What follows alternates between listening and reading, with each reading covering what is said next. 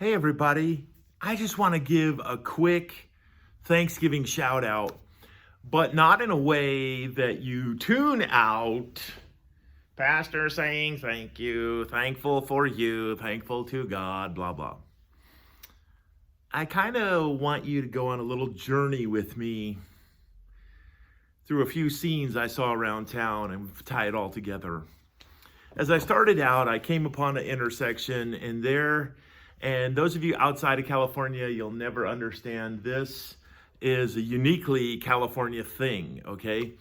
But there in the median where the highway ramp goes off and the highway ramp goes on, there in that little berm area is the flower cellar. And on this particular day, the flower seller is fighting with the homeless guy because the homeless guy's got his sign and the flower seller's got his flowers, and they're fighting over who's going to work the same turf. Made me think instantly of Thanksgiving, coming together, and conflict.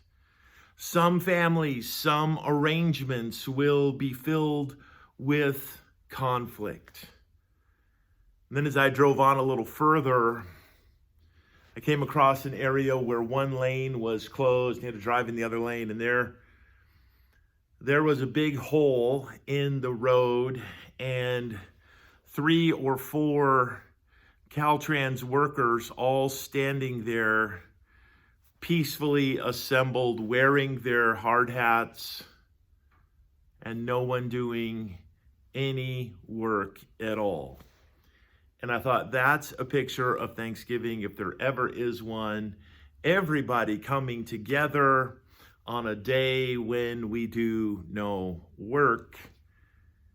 But then as I was thinking about that picture, that scene of the workers standing there and the big hole there, sometimes the hole is in our hearts because there's somebody who's not there. Sometimes the hole is from hurts and things that have happened, and the gathering is affected by the hole.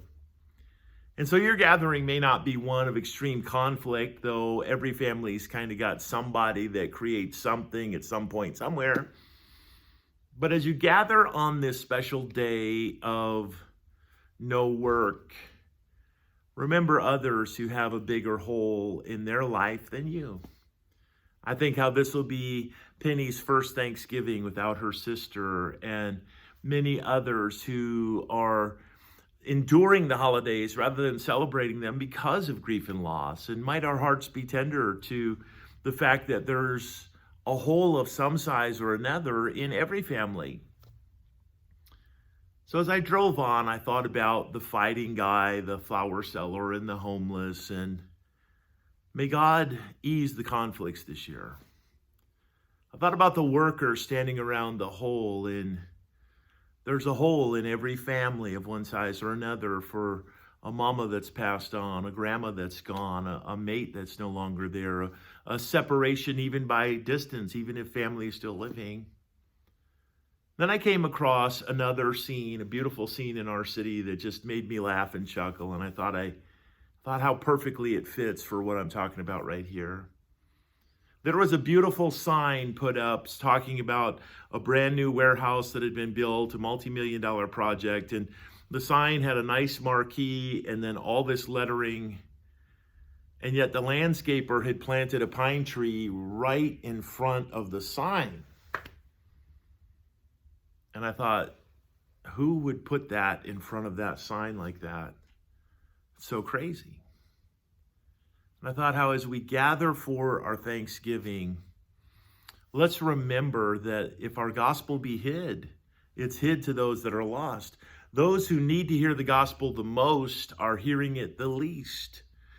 The old song says, for those who know it best are hungering and thirsting to hear it like the rest. Those of us who know how to be saved, we love hearing it, we hear it often, but what about those who might never hear? Could you use your Thanksgiving, set aside the conflict and look past the hole of who's not there and look at who is there and say, wait a minute, My challenge this Thanksgiving is to think about all those that I love, my son, my daughter, my spouse, my mama, my daddy, and say, this Thanksgiving season, as we gather together, I want to take a moment and ask them, tell me about when you became a Christian. Tell me what your belief is. Share with me so I'll know you could be in heaven one day. Hear what they have to say. Let them testify from wherever they are about what they believe, because then you can share the word of eternal life with them. And so on my journey, it started by seeing some guys fighting.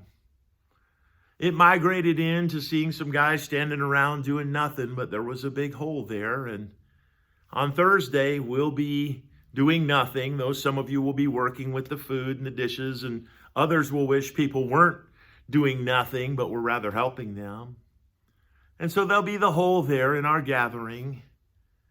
Then as I saw that sign with the tree just erroneously planted right in front of it, I thought our gospel is hid until we reveal it to somebody.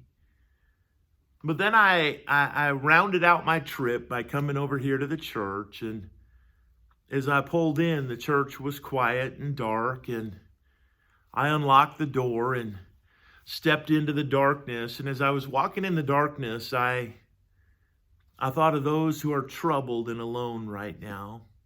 Those who the holiday doesn't offer a lot of joy or a lot of encouragement for you.